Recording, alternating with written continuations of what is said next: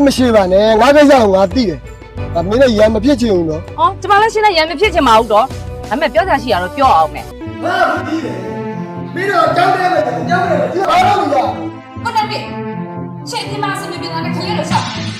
ဒီနေ့ကြောင်မရဆိုရှင်းမသိဘူးလား ။ဒါမေးကငါလည်းကြည့်တော့ဘာဖြစ်လဲ။ဒီမှာတို့လက်ချောင်းကလက်နဲ့ကြည့်ရတယ်ဟုတ်ရှိ ရှင်ဘယ်ကောင်မတွေလေးလိုက်နေရလဲပြောရှင်းရင်ကိုလည်းကျမရောက်ပြီနော်ကျမပိတ်ထဲမှာရှင်နိုင်ရတဲ့ကိုဝင်ရှိနေပြီ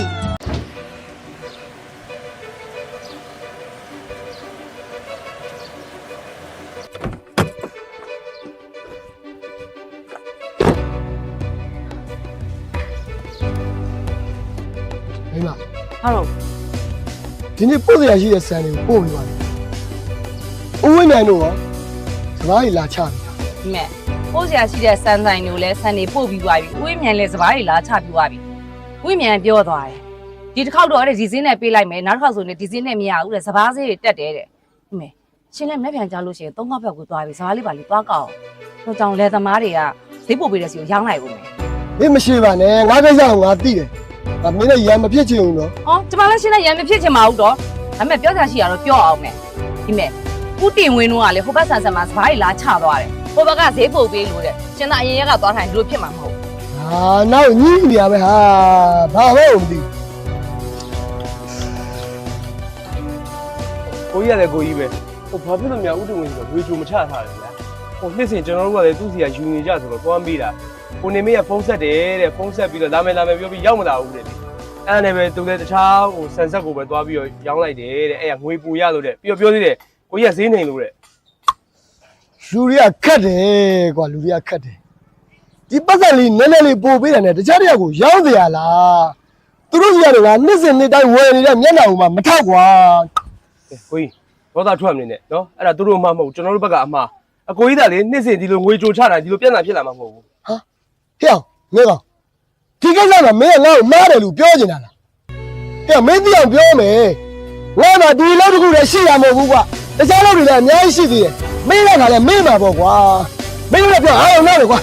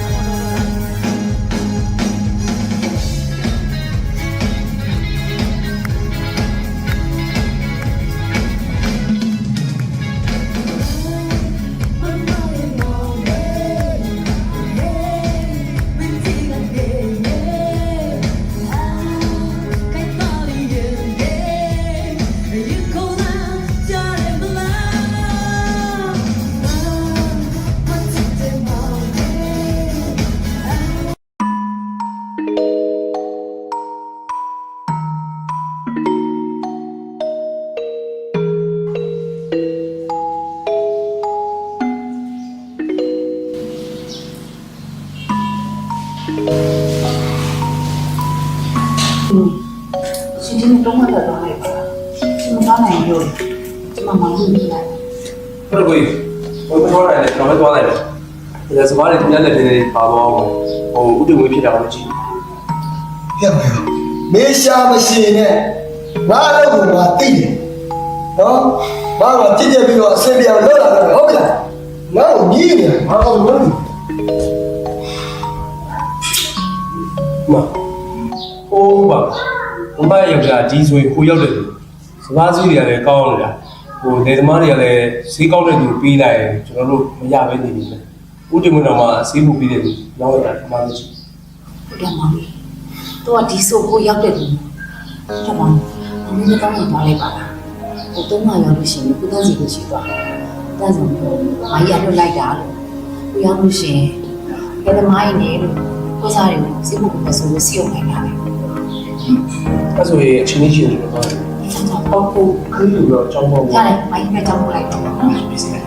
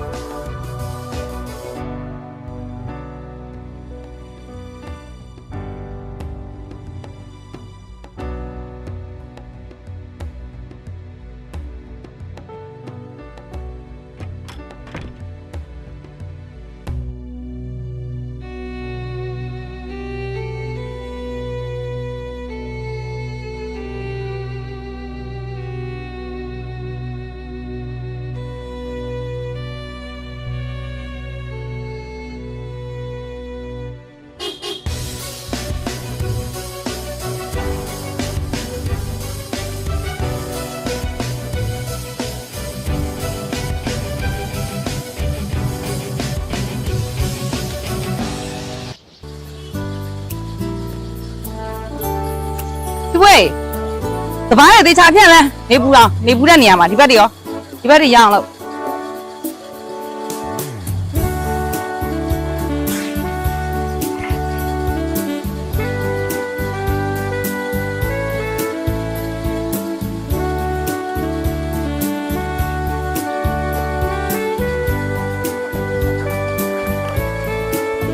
နော် ရလာပြီဗျာ ဟောဖုန်းကလည်းစော ဒီ က် ချောင်းလုံးနော် ဟုတ်လေပြန်လာပြီလား ရလာပြီမကြီးဒီကလည်းပြင်းနေ ဟုတ်လေစင်ကြီးခဲ့ရတာ ဟောပြပါလေမကြီးဟိုမကြီးမှလာတဲ့အတိုင်းပဲကိုတက်စင်နဲ့တွေ့ခဲ့တယ်သူကလည်းပြောတယ်ဟိုလယ်သမားတွေအကုန်လုံးသူစီးယုံမိထားမယ်တဲ့ဟိုဒါပေမဲ့တခုတော့ရှိတယ်ဟိုဈေးကိုတော့ဒီတစ်ခေါက်မနေမင်းနဲ့ပေါက်စည်းတိုင်းပဲပြီးပါတဲ့ကျွန်တော်လည်းပြီးပါမယ်ဆိုပြီးတော့ပဲကောင်းနိုင်တယ် အေးလေမတက်နိုင်ပါဘူးအခုကျရင်စပားတွေအလူရက်ဝင်နေရအောက်စေးတိုင်းတော့ပြေးဝင်မှရမှာပေါ့ ။အော်ဒါနဲ့တခုတော့ရှိရယ်။ဟိုမကြီးပြောတော့ကိုနေမင်းက3ခွက်ပဲသွားတာဆို အေးလေ ။ဟိုကျွန်တော်အဲ့လိုပဲပြန်လာတာလေ။လမ်းမှာလည်းသူ့ကားကျွန်တော်မတွေ့ခဲ့ဘူး။တော်သေးတာပေါ့မကြီးထင်းတဲ့အတိုင်းပဲကျွန်တော်သွားလိုက်လို့ပေါ့။ဘုံမဆိုလို့ရှိရင်အဲ့လိုလည်းရောက်လာမှာမဟုတ်ဘူး။ဟိုကတော့ကိုသက်စင်အောင်ပြောလိုက်တယ်မလာဘူးတဲ့ အေးလေမောင်လေးနဲ့လည်းလမ်းလွှမ်းနေရလဲဖြစ်နိုင်တယ်လမ်းကြောင်းမတူတာလည်းဖြစ်နိုင်တာပဲလေနော်ဟုတ်လိုက်ပါဟုတ်လမ်းတဲ့မောင်လေးမောင်လေးရောကောင်မလေးနဲ့အဆင်ပြေရလား ။ဟောပြပါလေမကြီး အေးလုတ်ပြီးပဲဖိလုံနေတယ်သူ့ပြလည်းအချင်းပြေးလိုက် ။အော်ရပါမကြီးရဲ့အဓိကလောက်ကရေးကြည့်။ပြေးကြည့်လို့မှဒီမောင်နှမနှစ်ယောက်ပဲရှိတယ်။ဟိုဒါနဲ့ဟိုကလေးတွေရော မလေးနစ်တူနဲ့တူတူမလေးသမီးကြွေးပြီးစားလုတ်ခိုင်းထားတယ်ထမ ဟိုအဲ့ဆိုပြန်အခုတော့ပြောမယ်။ဟိုတခြားတော့မဟုတ်ပါဘူး။ဟိုကိုနေမင်းကိုဒီတိုင်းတော့ယုံကြည်ပြီးတော့လွတ်မထားနိုင်ဘူး။ဟိုကျွန်တော်ကဟိုမောင်စိတ်ပူပြောတာ ပြပါမယ်ဒီနေ့ထားနေပါ ဟိုအလုပ်ကတော့ကျွန်တော်ဟုတ်ပါအားပြ ဒီကနေ့မောင်လေးဒီကောင်မလေးနဲ့အဆင်ပြေရလား ဟုတ်ပြောရဲမိုင်ပြော အေးလုတ်ပြီးပဲဖိလုံပြလည်းနေပါအချင်းပြေးလိုက် ရပါတယ်မကြီးရဲ့အလုပ်ကရေးကြီးတယ်ပြေးကြည့်လို့မှဒီမောင်နှမနှစ်ယောက်ပဲရှိတယ်လုပ်ပြီးမှာပေါ့မကြီး မောလိုက်ဘိုက်စားလိုက်မလား စားပြီ လာအဲ့ဆိုတော့နေစိတ်တဟင်းလေးချက်ထားတယ် စားပြီ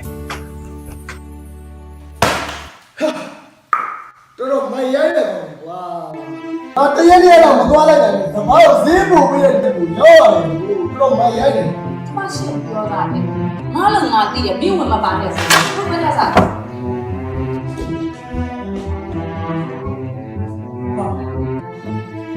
ဒီလေ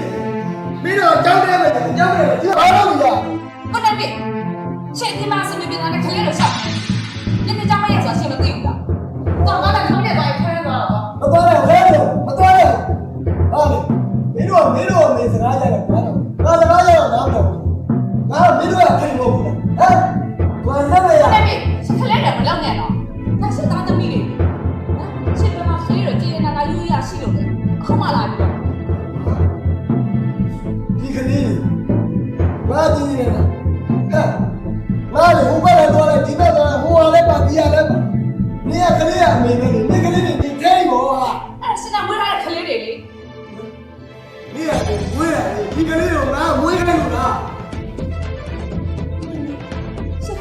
မှာဘလို့စားတွေပြောနေတာလဲ ဟဲ့ငါမဲတော်ပြောတာလေမင်းကကလေးမမွေးနဲ့ကလေးမမွေးနဲ့လို့ပြောတာသူတရားတော့မင်းတော့ဖြစ်နေ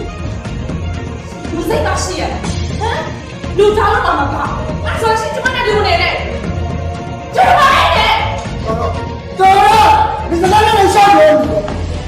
ငါကအပြင်မှာမင်းရတော့တောင်းတယ်အဲ့ဒီကိုလာပြီးဆိုတော့တက်တော့တခုမှမသိတက်တာတွားရတော့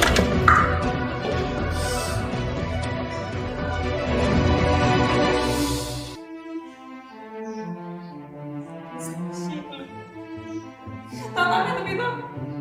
ခဏမှတော့နေတော့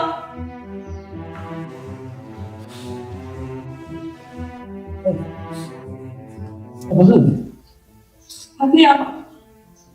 ကိုနေမစမ်းနေ ဆက်နေနေပြကြတယ်လေနော် ချာတော့ပါလေလေရှိပါမလို့စလက်ဒီပြော ခေးရတယ်ကွာ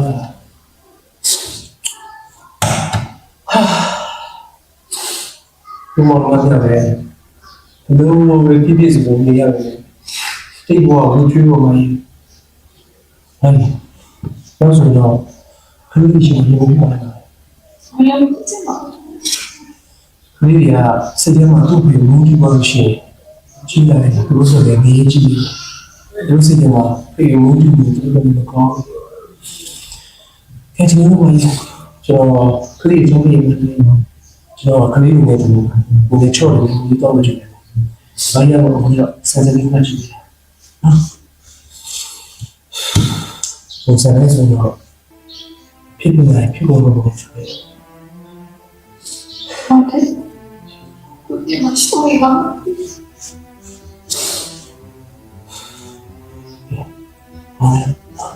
ဆက်စပ်တော့ကြည့်လို့ကျွန်တော်လေးပါ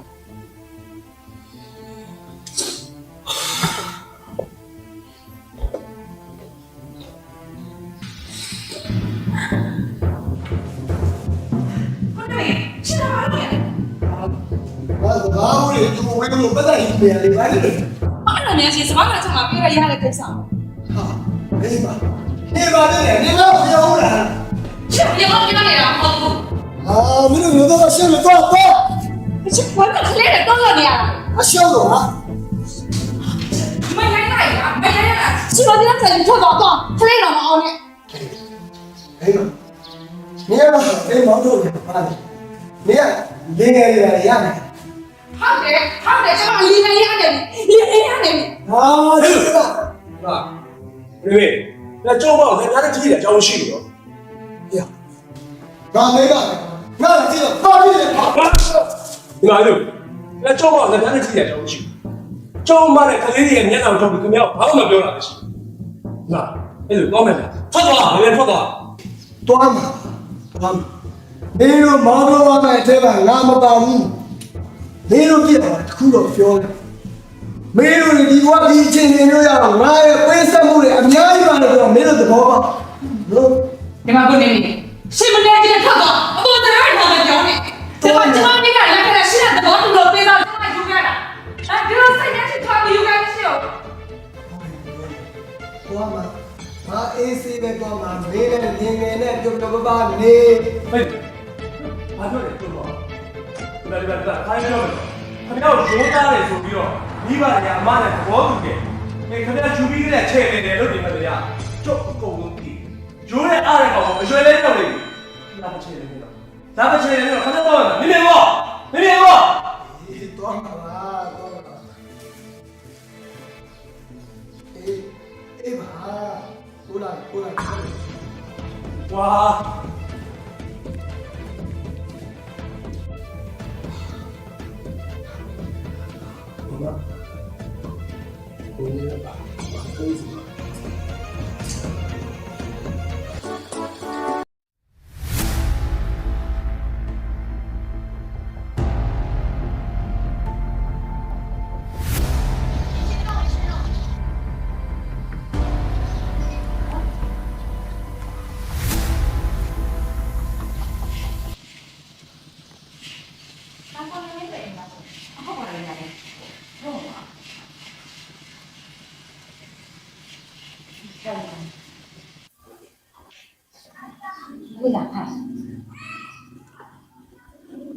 ကိုနေမဲတွေပေါ်လာရှင် ဟုတ်ပါတယ်ဘာကိစ္စရှိလို့လဲ မမကလည်း မကသူ့မျိုးသမီး ဒီမှာလည်းသူမျိုးသမီးဖြစ်လာတယ်ပါအကြခင်ပေါ့သူနဲ့ရထားတဲ့ကိုမရှိ အဲ့ဒါဆိုတော့မဒီစကားကိုသွားပြောမှာမလားတော့ ပြောမှာကပြောဖို့လေဒီကိုလိုက်လာလေ အဲ့ဒါဆိုတော့ညီမလာရင်ညမှားနေသူဒီမှာမနေတာ4လလောက်ရှိ ဟာဒီမှာနေတာ4လလောက်ရှိပြီဟုတ်လားဒီကောင်မတွေနဲ့သွားတွေ့နေတယ်စတူဒီယိုပြန်လာရင်ပြောပြပါစင်လာသွားတယ် ဟုတ်ပြီညီမမိန်းကလေးချင်းကိုရင်းစားတဲ့အနေနဲ့အဲ့ဒီညီမပိုက်တီးကကလေးကိုစာနာတဲ့အနေနဲ့သူလာလို့ရှိရင်အမပြောပြီးသူမလိုက်တော့အမလည်းမတက်နိုင်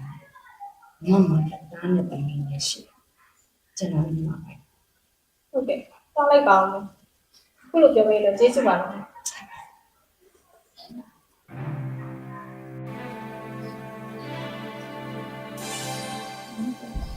အနေနဲ့ဘာရှောင်းနေ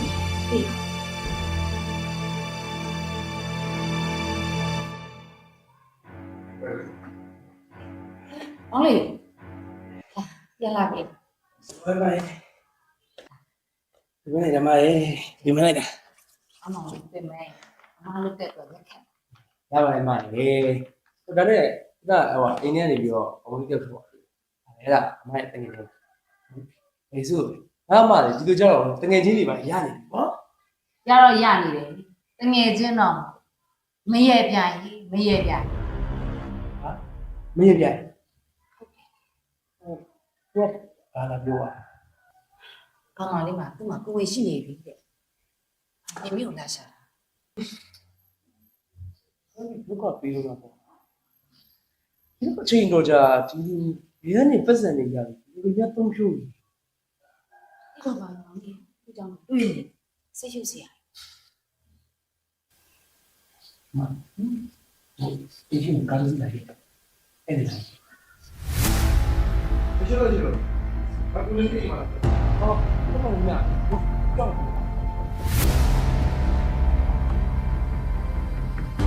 တော့မရှိဘူး တော့ကိုနေမျိုးကိုဖုန်းဆက်တယ်ဖုန်းဆက်လို့လည်းမရလို့ကျွန်တော်အဲ့ဒါကြောင့်လိုက်ခဲ့တာ ဟောဒီဗျဟိုကျွန်တော်တို့ရဲ့ရောက်ဖဒါကျွန်တော်ရဲ့အမဟိုသူ့ပြောလဲရတယ်သူ့ရဲ့ဇနီးပဲ တော့မှတော့အဲ့ဒါလေဗျကိုနေမင်းကဒီအိမ်နဲ့ဒီကြောင်ကျွန်တော်ဒီမှာပေါင်းလာတယ်ဗျ ဖြစ်နေလားဒီနဲ့ချန်လေးကသူ့အိမ်မဟုတ်ဘူးလေကျမမျိုးပဲလက်ထပ်ထားရထားခဲ့တဲ့အိမ်ကျမတို့ထားခဲ့တယ်သူ့အိမ်မဟုတ်ဘူး ဟုတ်တယ်ကျွန်တော်တို့ဒီဘက်ရဲ့ငွေအိမ်ကြီးပါ အဲ့ဒါတော့ကျွန်တော်ဒီဗျဟိုကငွေလိုလို့ဆိုပြီးတော့ဒီနဲ့ကြောင်ကျွန်တော်ရှိမှာအော်လိုက်လာတာ ပေါင်းစုံဆုံးနေပြီဒီလိုမှလာဟိုအပေါင်းဆုံးနေပြီဆိုဟိုဘယ်လောက်နဲ့ပြပေါင်းလာလဲ ဘယ်နဲ့ထောင်နေမှာလဲ ဗျာ သိထတာ လို့လို့ဗျကျွန်တော်အချိန်တလားမတို့ကျွန်တော်အချိန်တလားအဲ့အချိန်တလားတော်တယ်မှာကျွန်တော်လည်းဒီအိမ်နဲ့ချာပြန်ရောင်းအောင်ပါဆိုတော့လေအဲ့တလားတော်တယ်မတို့တောင်းပေးကြပါ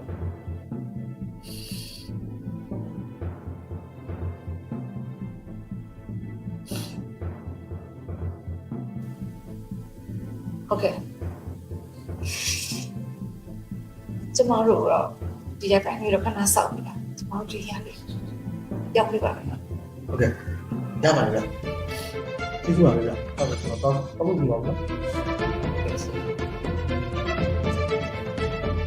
ဘာလို့လဲမ ဘာလို့မကြောက် ကြည့်မလို့ဒုက္ခပေးနေတွေ့စီနေ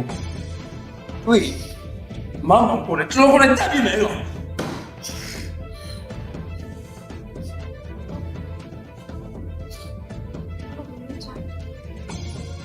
ဆက်ဆက်ပါပြောင်းလေးတွေရှိရတယ်ရှိ ဟုတ်ပြကျွန်တော်အိမ်လေးပြကျွန်တော်လေးပါပြီးတဲ့အိမ်လေး လို့ပါအားလေးနဲ့တပည့်မျက်နှာလေးမလို့သိအောင် ဟုတ်တယ်မောင်ကြီးရဲ့င ငါတို့ပတ်စံရှိတဲ့ခါကျတော့ဒီလိုပြောင်းရတာဘာလို့ဆိုတော့စမ်းမပါနေကြဘူးနော်စမကောင်းလား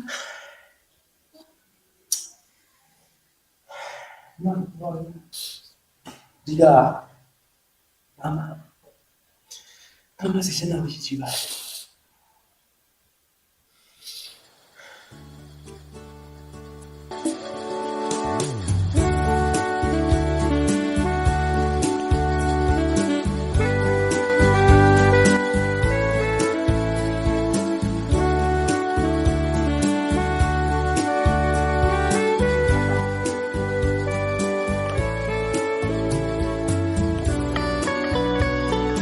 ယ်လိုစင်းစင်းလား လူများလဲမှတ်တယ်ရှင်ကို ဒီစီအခုပြန်ပါလေအခုစင်းစင်းနဲ့တွေ့ကြလို့ ရှင်ဘယ်ကောင်မနေလဲလေးလိုက်နေရလဲပြောရှင်ကိုလည်းကျမရောက်ပြီနော်ကျမပိုက်ထဲမှာရှင်နိုင်ရတဲ့ကိုဝင်ရှိနေပြီ အာဘယ်သူမှမအတူတူမရှိပါဘူးစင်းစင်းအခုလေစင်းစင်းနဲ့အရန်တွေ့ကြလို့ပြီးတော့စင်းစင်းစီမှာလည်းအကူကြီးတောင်းနေရရှိလို့ ကြားတော့မို့ကျရှင်ရဲ့ကျမစီကအကူကြီးတောင်းမယ်ဟုတ်လားမကြားဘူးလားကြားနေရကောင်းပြီလေတွေ့နေကြနေအောင်ရှင်လာခဲ့လိုက်ကျမပိုက်ထဲကကိုဝင်တော့ရှင်တာဝန်ယူရမယ်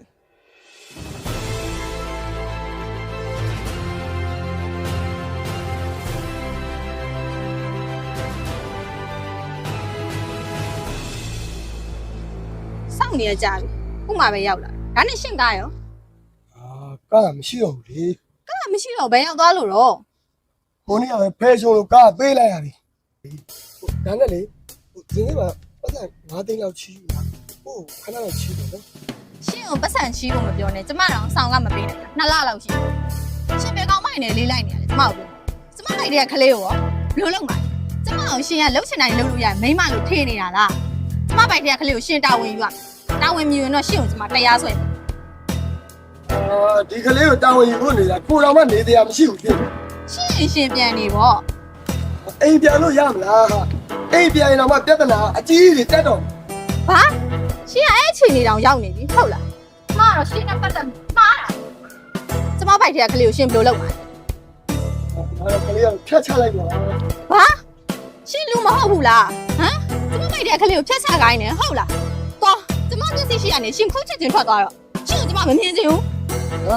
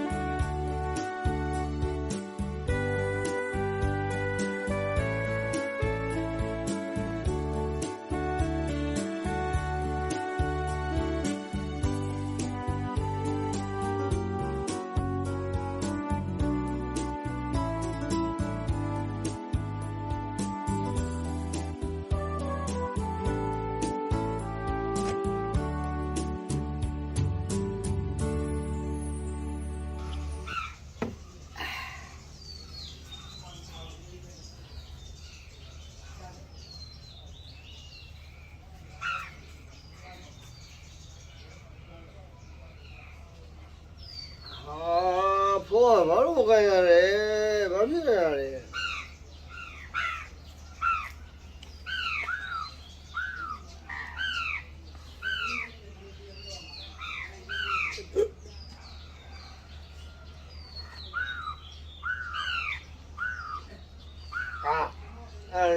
များမခိုင်းနေရမခေါ်ဘူးဟာဘာကြီးဘာကြီး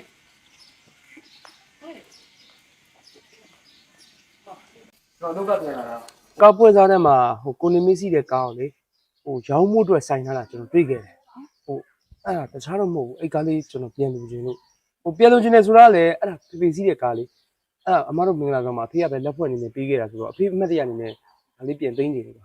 ဟိုတခြားလူလက်ထဲလည်းအပါမခံနေလို့ မလို့စကောမလေးလူချင်းနဲ့ဆိုလို့ရှိရင်ပြန်ဝင်မကြီးရတော့ရေးတယ်ဆန်ဆက်လေးလက်ပတ်ဖို့အတွက်ဒါသမားကြီးဒီစားဒီစားပါဒီမှာရဆမ်းမလည်းဒီလိုလာတော့ကျွန်တော်တို့ဘူးအပြင်သမီးနေတာ ဟောဒါဟိုမပူနဲ့ဟိုမမေးတောင်းထားမမေးစီတယ်မယ်ကောင်းနော် မောင်လေးဟိုမာကြီးလေဟိုအိမ်နဲ့ခြံလေးကိုပြန်လို့ကျင်တယ်ဘာလို့ဆိုတော့အဲ့ဒါလေးကလည်းမိုင်းတို့ရဲ့အမှုပစ္စည်းလေးဆိုတော့လေပြန်ရောက်မယ်လို့လည်းတန်းကြတယ်မောင်လေးရဲ့အဲ့မောင်လေးစုံစမ်းပြပါလား မကြီးပြန်လူချင်းနေဆိုလို့ရှိရင်ခုဘယ်လောက်နဲ့ရောင်းမလဲဆိုရဲစီချက်သွားပြီးတော့စုံစမ်းရင်းနဲ့ဒုမောင်နှမပြန်စူးစမ်းပြီးပြန်ဝယ်ကြမယ်နော်ဟိုဆိုတော့ကားလေးပဲအရင်ဒီပဲနော် ဟုတ်ပါဟုတ်ကဲ့လွတ်သွားအောင်မယ်သူများလက်ထက်ရောက်အောင်မယ်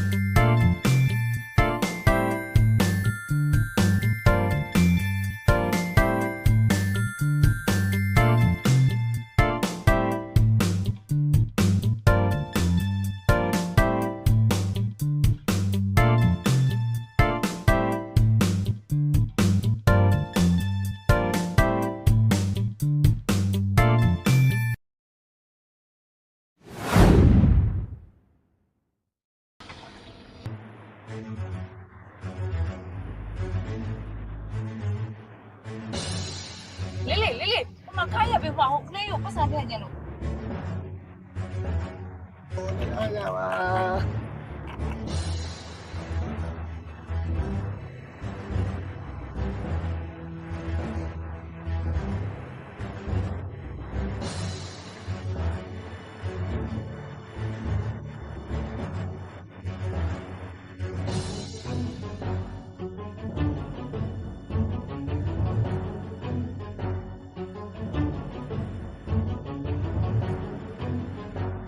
ကိုကိုခုနမုတ်ပေးထားတာလေ အေးပါ